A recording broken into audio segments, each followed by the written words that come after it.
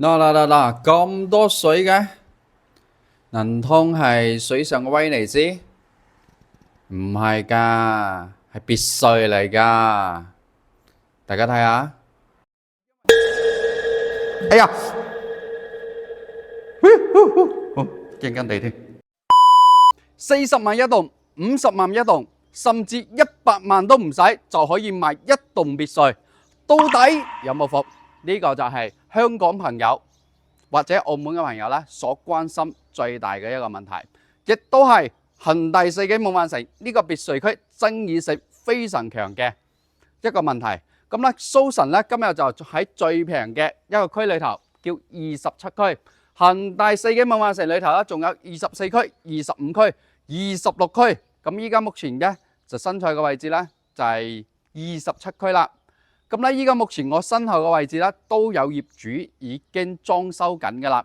咁咧，如果蘇神帶你哋兜一圈啦，其實都有啲零零散散啦，10零戶啦，已經住或者裝修緊嘅。咁我哋依家目前去睇下，到底呢啲40萬或者50萬嘅一棟別墅，到底有冇伏，同埋佢係生咩樣嘅？佢嘅建築地上幾層，地下有幾層？咁咧，蘇神今日就同大家一探究竟。嗱，依家咧就喺別墅區嘅一個街道上面嚇。咁咧呢度咧有300幾套貨嘅，就27區裏頭都非常之大嚇。咁咧，如果你喺小區裏頭呢個小區裏頭兜一圈咧，都要1頭半個鐘嚇，所以咧佢係非常之大嘅。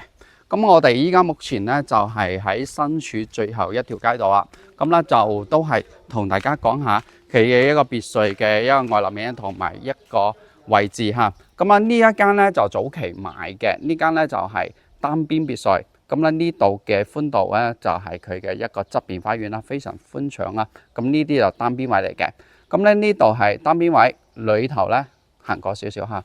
咁呢度仲有2間嘅。咁啊呢個就中間位啦。呢個係03單位，呢個係02單位。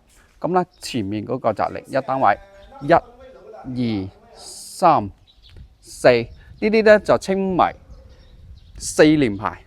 咁咧中間位咧，目前就係佢嘅一個最平嘅一個位置啦。咁佢嘅一個建築咧就非常之大氣嚇，咁歐式嘅一個建築。咁咧大家所關心嘅一個問題啦，同埋佢嘅入住啦係到底如何啦？咁咧買咗落來係咪適合香港嘅朋友過來度假養老咧？咁咧大家可以睇睇下。咁啊呢度咧大家可以睇下嗱。依間呢一間咧就未裝噶啦，呢間都裝緊嘅，咁呢間就已經種咗啲綠化喺度噶啦。咁咧都前面咧仲有2間咧雙拼嘅，都開始裝修啦。咁蘇神咧最近都有成交過香港嘅朋友啦。咁佢哋所關心嘅問題咧就係第一，產權清唔清晰；第二，呢度係咪真係適合度假養老，同埋佢嘅一個相關嘅生活配套到底如何？咁咧呢啲都係大家所關心嘅一個問題。雖然佢平就係平啦，但係該有嘅配套到底如何咧？咁咧蘇神咧等下都會簡單會講到嘅，同埋咧蘇神仲會拍相應嘅一個生活配套啊，會俾到大家睇下。咁咧蘇神咧目前咧都係分幾期嚟介紹呢個成個小區恒大世紀夢幻城。如果你想繼續了解呢個小區，或者佢嚟香港、澳門大概幾遠，同埋呢邊嘅一個配套規模、商業到底如何嘅，繼續 follow 蘇神嚇。咁多謝大家先。咁我哋依家目前就睇下最平嘅呢一間別墅。咁咧就係呢個位置。咁一棟別墅嗱，就呢個位到呢個位，呢個框框裏頭就稱為一棟別墅嚇。呢個框框見到嘛？咁咧呢度咧就一棟就40萬。嗱，拉近少少俾大家睇下。咁咧前面咧就係有花園嘅。如果你中意種菜啊、種花種綠植嘅朋友咧，呢啲就 OK 嘅。因為前面咧仲預留咗一個車位嘅位置嚇。咁咧仲有啲咁闊嘅一個花園俾到大家嚇。咁呢個就係中間位，就呢個框框裏頭。呢度地上2層，首層、2層，其實地下仲有一層嘅，地下嗰層係送嘅。咁咧都會睇到裏頭好真實嘅樣嚇，先未好離開先。咁我哋再介紹下隔離呢間。隔離呢間咧就一樣嘅格局，呢棟咧都係40萬一棟，都係啱啱講嘅地上2層啊，地下1層係送嘅。咁咧呢棟總價40萬，隔離呢一棟咧又係40萬，兩棟加起身咧就80萬嘅一個總價，就可低兩棟別墅，大家都覺得吸唔吸引先？未好以其他嘅一個眼光嚟睇呢啲別墅先。先講呢個總價吸唔吸引到大家先？人仔總價80萬，有兩棟別墅，你去買個普通洋房都要70-80萬。但係咧呢啲咧真係真正有天有地有花園有建築嘅嘢俾到大家嚇，呢啲產權係清晰嘅。咁蘇神都真係成交過幾間嘅。如果你想了解嘅，記得可以 WhatsApp 蘇神嚇。咁我哋攞其中一間來舉例子嚇，同埋睇下裏頭真實個樣到底如何嚇。咁我哋喺個全花園咧，大概就去到80方到82方嘅一個花園。咁咧呢啲別墅啦，因為冇人打理啦，佢肯定係會生草嘅。閒地必須生草嘅。咁咧呢啲你自己剷咗佢，咁咧就可以種翻啲綠植樹咁啦。入門口呢個門咧你就換咗佢，因為佢毛坯任你改造嚇。別墅嘅可改造個空間非常強嚇。咁我哋喺裏頭睇下大家睇下室內到底如何，見到嘛？呢啲咁嘅一個光線俾到大家嚇。首層嘅位置喎，呢度就係佢全花園。全花園嘅位置直接係南向嘅一個採光，光線非常之好。別墅區啦，我同你講，香港嘅半山別墅都係成億一棟嘅。咁呢啲嘅別墅咧，佢雖然都係喺郊區，但係空氣環境非常之好有花園，有天有地嚇。咁咧去睇下首層嘅位置，光線都咁好咁咧呢個就係廚房嘅位置，入去睇下光線 OK 吧？呢個採光位上面有個天井嘅採光落來，咁佢一個光線咧都可以滲透到負一層嘅，可以滲透到負一層。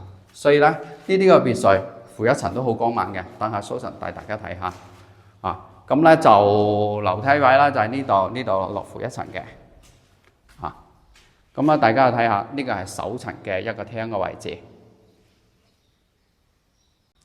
首層嘅廳嘅位置咧，採光非常之好嚇。咁呢啲咧嘅一個別墅，大家心唔心動先？咁呢度咧就係個公共洗手間嘅一個位置啦。咁咧光線都採光入嚟嘅。咁咧就一樓呢啲少少嘅別墅啦，一樓居然有間房，呢個就係間房嘅位置，非常之寬敞嚇。咁呢度咧大概有18個方咁咧細陽台就係呢邊嘅位置，細陽台。咁咧呢度嘅窗望出去咧就係分好嘅後花園，大家可以睇下後花園嘅一個位置。見到嘛？呢個花園嘅框框裏頭咧就係呢個花園啦，後花園。咁咧呢個係送嘅。咁對面咧就已經抽乾水㗎啦。咁你哋自己裝修啦，抽乾水就可以組成一個後花園啦。呢啲咁個框框裏頭咧，全部都係自己嘅一個贈送嘅一個空間嚇。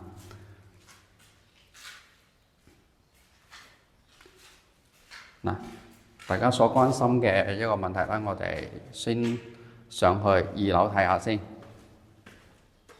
再睇睇光線到底如何，見到嘛？我哋上到去睇下2樓嘅一個空間。咁1樓咧有間房啦，咁2樓咧就係有2間房嘅。呢度係2樓嘅第一間房，高度都好高嘅。呢個係斜斜地嘅，有啲屋苑。咁咧佢可以設計為呢咁嘅屋苑呢個設計咧，就係為咗一個採光啦、通風啦同埋防曬呢啲咁嘅屋苑設計嚇，都好高嘅，可以做隔層。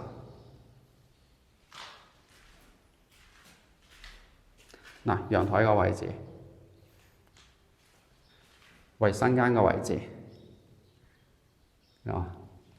咁咧，第二間房就係個主人房嚟嘅，主人房嗱都係屋苑設計，防曬防熱。再睇下衣帽間嘅一個位置，嗱衞生間。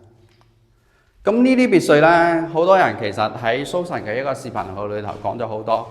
咁啊，又有糞疹頭啊，又有蚊啊，又有蛇啊，呢啲講法嚇，各種各樣嘅都有。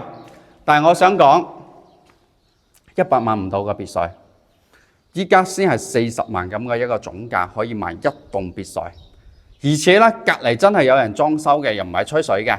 好多人話啊，銷售你識吹水先買得到樓啊！我有句講句，呢個就係蘇神嘅一個做銷售嘅風格。你可以唔 like 我，但係你唔可以詆毀我嚇。咁咧，我會同你練過嘅啊。咁咧，我哋落到負一層，睇睇下。咁啊，啱啱睇咗首層同埋2層，即係2樓嘅位置。咁佢一個建築面積咧，房產證咧就130方嘅。咁啊，地下嗰層咧就送嘅。地下好多人所關心嘅有冇光線？呢個都係蘇神嘅一個疑問嚇。咁我哋依家落到地下睇睇，哇，見到嘛？地下負一層嘅一個光線，見到嘛？依家目前咧就係有積水喺度嘅。咁咧因為咧依家點講咧？因為佢依家咧就係落雨天比較多啦，同埋係堵塞咗個下管道嚇。咁呢啲水啦可以抽乾啊，同埋都可以做埋嗰啲防水嘅一個設計嚇。咁裏頭咧就啱啱蘇神介紹嘅一個嗰個送嘅一個空間。咁我列高個副腳先，列高個副腳，然後落去。仲有魚仔喺度游緊喎。啊，養翻幾個羅非啊，放啲水鴨仔喺度啊！哎呀，驚驚地添，唔使驚，蘇神喺大廳。咁呢啲咁嘅一個嘢啦，大家中唔中意先？嗱，呢個就負一層。哇！啲水幾深？真係養翻個水鴨仔啊，養翻啲非洲鯽啊喺度。負一層嘅光線啊，抽乾水就搞掂啦。因為呢一層係送嘅，咁發展商全部都預留啲管道啊，咁你到時候裝修咧就抽乾水就可以用到啦。呢啲四四方方冇太多嘅一個柱位啊。嗱，阿蘇神嘅特登着拖鞋過來。親身體驗俾大家，到底如何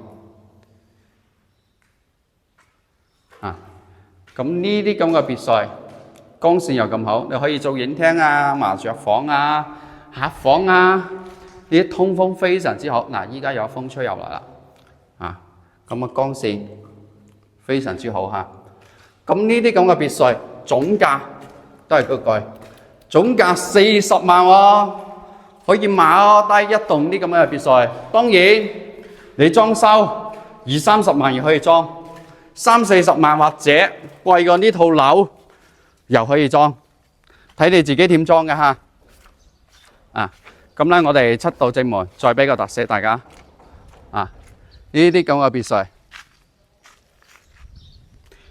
有地有建築，望到天。啊！呢啲藍天白雲，依家係陰天哈，咁啦準備想落雨啦。咁啦，蘇神都來到俾大家睇到最真實嘅一個樣嚇，俾到大家。咁啦，本來想行到前面有2間別墅咧，就雙拼嘅已經裝緊噶啦，咁咧就唔行到嗰度啦。即係簡單俾大家睇下今日嘅大概因為咧蘇神係分幾期幾輯來逐個介紹呢個恒大世紀夢幻城。如果你想了解更多嘅情況咧，記得 follow 蘇神嚇。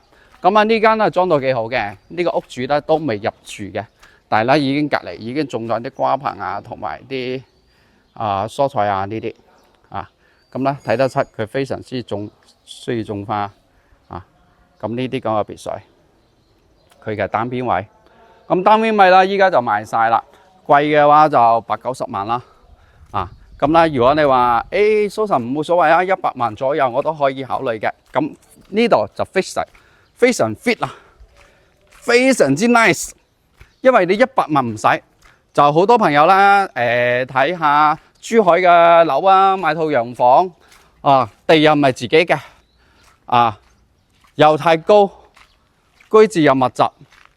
如果你識揸車，呢度呢我都係建議你作一個首選。